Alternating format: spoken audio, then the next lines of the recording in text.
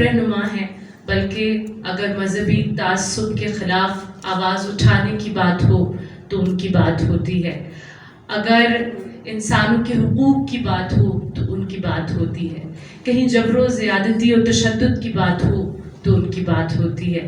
میرے لیے وہ قابل صد احترام و افتخار ہے، اور میرے لیے یہ لمحے خود میرے لیے بڑے پروقار لمحے ہیں کہ جہاں میں ان کو بلانے کے لیے جا رہی ہوں۔ آپ تمام حضرات سے میں گزارش کروں گی کہ پلیز بڑے عزت احترام سے ان کا استقبال کیجیے گا۔ جناب فرید اللہ بابر صاحب۔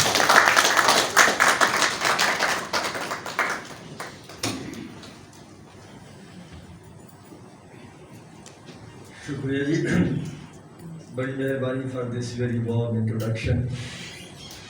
آصف خان صاحب اور اسٹیج پر بیٹھے تمام قائدین، خواتین حضرات، باتیں بہت ہو چکی ہیں، میں اس میں اور کیا اضافہ کروں گا، لیکن میں سب سے پہلے بھٹو فاؤنڈیشن اور آصف خان صاحب کو، ان کے ساتھیوں کو کمپلیمنٹ کرتا ہوں کہ حسب سابق وہ اس طرح کی تقاریب منعقد کر کے جمہوریت کا اور جو مارجنلائز سیکشنز ہیں ان کے حقوق کے لیے آواز بلند کرنے کا میں ان کو خراج تحسین پیش کرتا ہوں۔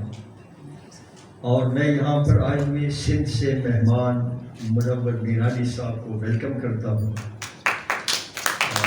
انہوں نے اپنا ایک ادارہ بنایا ہے، پاکستان پیپل فاؤنڈیشن، غالباً اس کا نام ہے، اور انہوں نے اس ادارے کے تحت first NIC award, national identity card, اور پاکستان کا پہلا نیشنل آئیڈینٹی کارڈ شہید ذوالفقار علی بھٹو کے نام ہے۔ تو انہوں نے شہید ذوالفقار علی بھٹو کے نام سے جو ہیومن رائٹس ایوارڈ دیا ہے موسٹ ڈیزرونگ لوگوں کو، اپنا ہمارے دوست اور قاسم صاحب، میں ان سب کو مبارکباد پیش کرتا ہوں۔ دیکھیے آج جو باتیں ہوئی ہیں، اور بالخصوص جو ہمارے غیر مسلم پاکستانیوں نے باتیں کی ہیں، پریتم داس صاحب نے، ہمارے کرسچن دوستوں نے، اس کے بعد ہمیں مزید کچھ کہنے کی ضرورت نہیں ہے۔ ان ویری شارٹ پریزنٹیشن انہوں نے پاکستان میں جو غیر مسلم پاکستانی ہیں ان کا حالت زار کا نقشہ کھینچا ہے۔ مجھ سے پہلے اپنا سلیم مانڈی والا صاحب نے بھی بات کی تھی، اور جہاں کئی مقررین نے یہ بات کی، ہم اس کو مناتے ہیں minorities day. I don't know why, لیکن کچھ مائنارٹی سے تعلق رکھنے والے غیر مسلم کمیونٹی سے تعلق رکھنے والوں نے خود یہ کہا تھا کہ یہ اگر ہم اس کو اس لیے فی الحال مائنارٹیز کا نام دے رہے ہیں کہ تاکہ توجہ ان پر مرکوز رہے۔ مجھے اس بات سے اتفاق نہیں ہے۔ میں سمجھتا ہوں کہ آج کا دن 11 اگست کا جو دن ہے، جو قائد اعظم کی اسپیچ کے حوالے سے ہے، 11 اگست 1947 کی تقریر کا، میں سمجھتا ہوں کہ this should be called a day of equality. باتیں اس پر ہو گئی ہیں، لیکن میں یہ کیوں کہہ رہا ہوں کہ اس کو مائنارٹی ڈے نہ کہا جائے، اس کو ایکویلٹی کا ڈے کہا جائے، کیونکہ الفاظ جو ہوتے ہیں، میرا تعلق اس پیشے سے ہے، فوجیش بیٹھی ہے، میرا تعلق اس پیشے سے ہے جو لفظ کی حرمت کا خیال رکھتا ہے، اور جو جانتا ہے، اور آپ سب جانتے ہیں کہ لفظ کی اپنی طاقت ہوتی ہے، ہر لفظ کی اپنی انرجی ہوتی ہے، ہر لفظ کی اپنا حرمت ہوتی ہے۔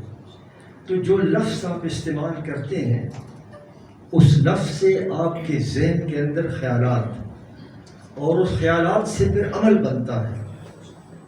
اس لیے لفظ کا چناؤ جو ہے بڑا امپورٹنٹ ہے۔ جب میں کسی کو مائنارٹی کہتا ہوں، اور جب میں کسی کو اقلیت پکارتا ہوں، تو گویا میں سمجھتا ہوں، جو تصور ذہن میں آتا ہے وہ تصور یہ ہے کہ وہ مجھ سے کم تر ہے، اقلیت ہے، وہ کم تر ہے۔ اور جب یہ خیال ذہن میں آتا ہے تو جب آپ خیال جو ہے اس کی حفاظت کریں. گوتم بدھ نے کہا تھا کہ اپنے خیالات کی حفاظت کرو. خیالات کی حفاظت اس لیے کرو کہ خیال سے لفظ بنتا ہے, لفظ سے جملے بنتے ہیں, جملوں سے عمل بنتا ہے, عمل سے عادت بنتی ہے. تو بنیادی چیز جو ہے وہ لفظ ہے, اور میں سب سے ایگری کرتا ہوں جب انہوں نے کہا کہ it should not be called minority day. میرے خیال میں it should be called a day of equality. اور ہم ان کو اگر کہیں تو ان کو ہم کہیں غیر مسلم پاکستانی, ہم ان کو غیر مسلم یا اقلیتی پاکستانی نہ کہیں, ہم ان کو غیر مسلم پاکستانی کہیں, اور اس دن کو ہم منائیں ایز ڈے آف ایکویلٹی. تو ایک تو میری یہ تجویز ہے اس پلیٹ فارم پر. دوسرا یہ ہے کہ یہاں یہ بات بھی ہوئی ہے کہ جی غیر مسلموں نے پاکستان بننے میں, پاکستان بننے کے بعد ان کی بڑی خدمات ہیں. اور آپ نے جو بات کی ہے کہ جہاں آپ پاکستانی کے مسلمان پاکستانی ہیروز کو ان کو مناتے ہیں, ان کو یوروجائز کرتے ہیں, وہاں جو غیر مسلم پاکستانی ہیں ان کا بھی ذرا خیال رکھیں. یہ بڑی پتے کی بات انہوں نے کہی آج. آپ دیکھیے کہ پاکستان بننے کے بعد غیر مسلموں کی کنٹریبیوشنز اور اس کے جواب میں مسلمانوں کی جو اکثریت ہے, ہم نے ان کے ساتھ کیا کیا. کچھ باتیں تو حارث خلیق صاحب نے کہہ دی اس بارے میں, لیکن میں سمجھتا ہوں کہ ہم نے جو کیا, اگر مجھ سے کوئی پوچھے کہ what is the bottom line, how the aksariyati Muslim Pakistanis have treated the minority non-Muslim Pakistanis, اگر یہ کہا جائے کہ کیسے ٹریٹ کیا ہے, تو میں سمجھتا ہوں کہ مسلم میجورٹی نے نان مسلم پاکستانیوں کو جو ٹریٹ کیا ہے اس کا اگر ایک لفظ میں اگر بیان کیا جائے تو وہ ہے کہ وی ہیو چیٹڈ دیم. ہم نے دھوکہ کیا ہے, اور ریاست کی سطح پر دھوکہ ہوا ہے. There's only one word that comes to my mind کہ ہمارا جو ایٹیچیوڈ رہا ہے, we have cheated them. And how?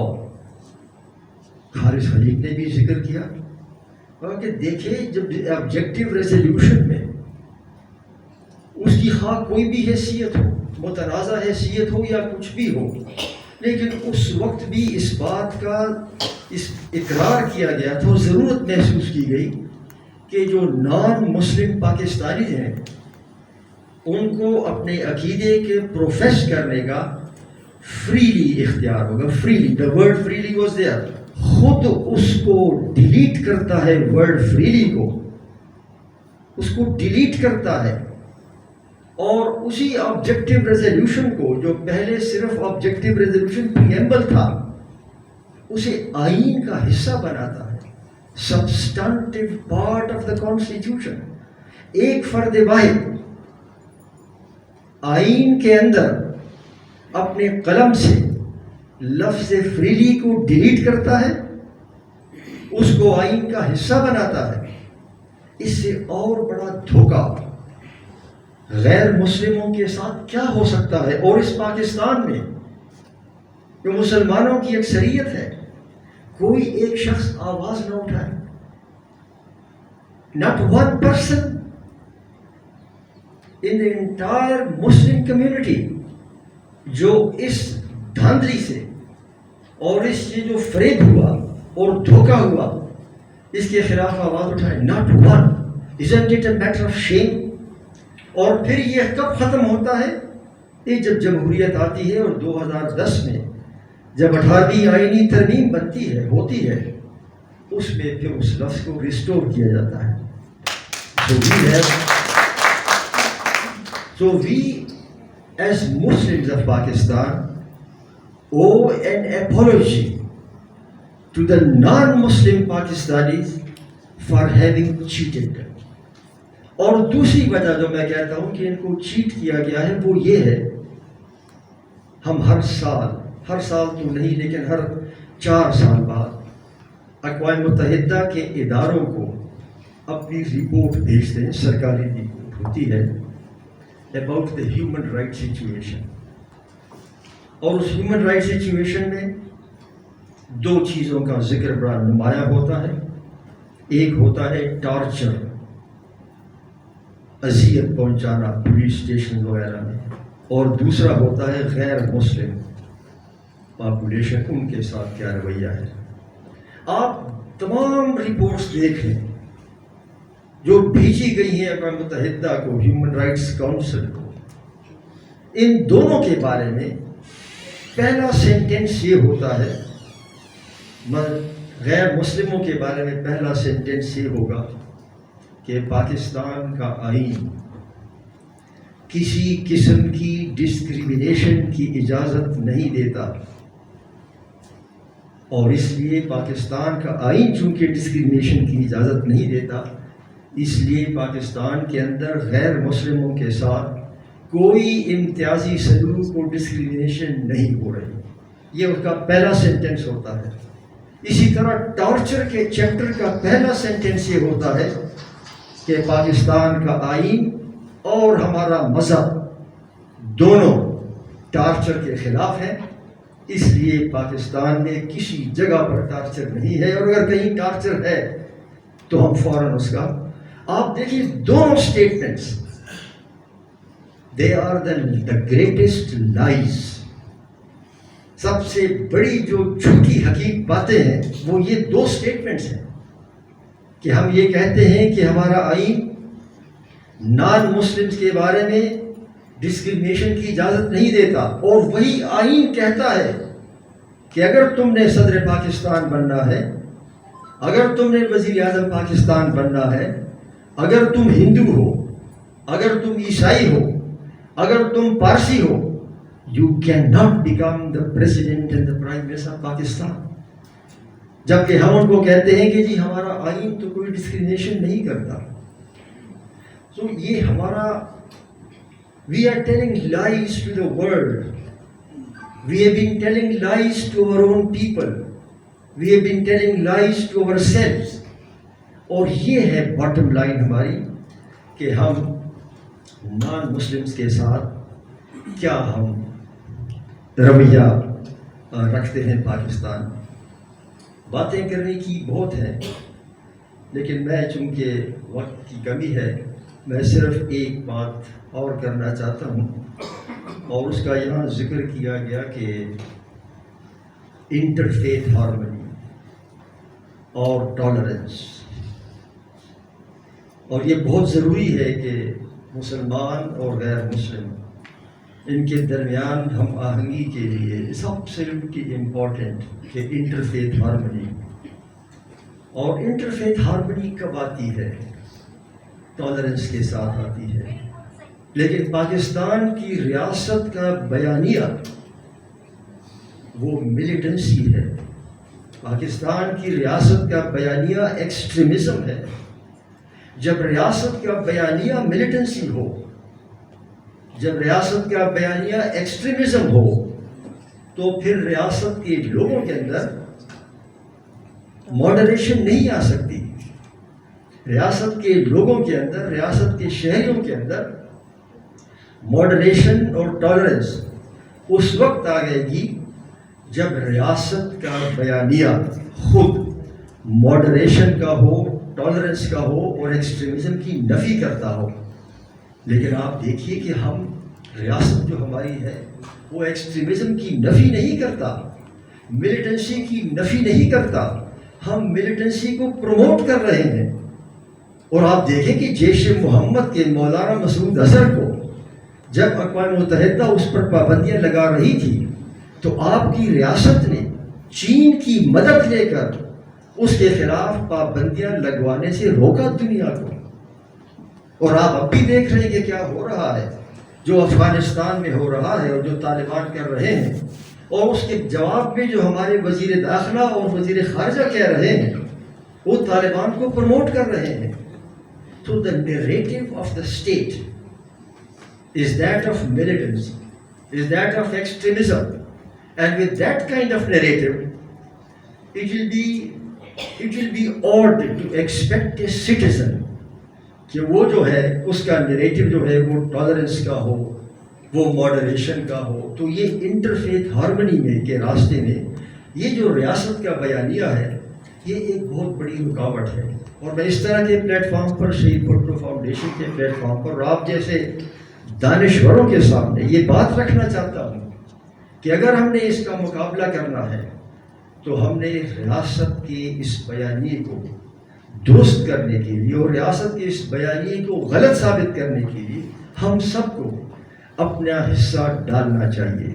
We cannot leave it to the state alone. The citizen also has a responsibility. You and I and everyone. اور دوسری بات جو interfaith harmony کی ہے, یہ ایک لانگ ہال ہوگا. ایسا نہیں ہوگا کہ آج آپ نے کہا کہ کل سے ہم انٹرفیتھ ہارمنی کا ڈول ڈالتے ہیں. This is a process of education, this is a process of telling the people.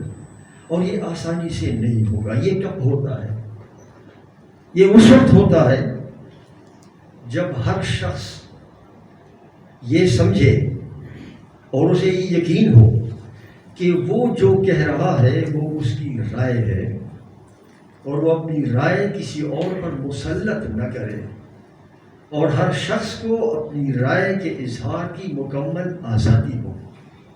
جب آپ کو اپنے کہنے کی بات آپ کو اجازت ہو اور مجھے اپنے بات کہنے کی اجازت ہو, ایک ڈائلاگ ہو اور مکالمہ ہو.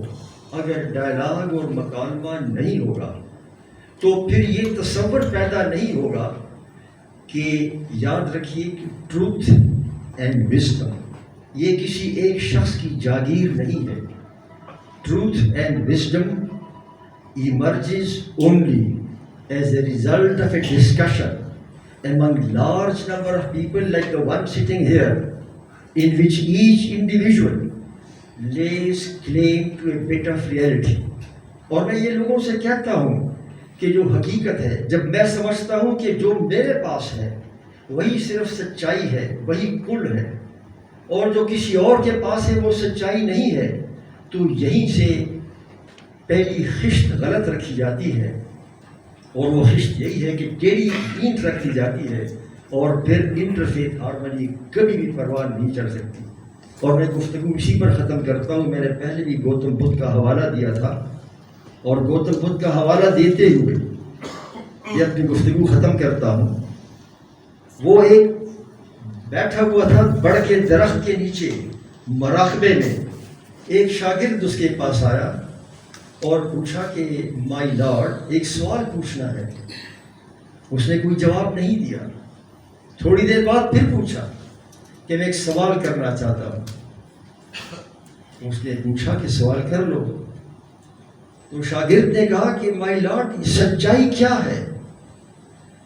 آپ ہمیشہ سچائی کی بات کرتے ہو, واٹ از ٹروتھ؟ گوتم بدھ خاموش تھا.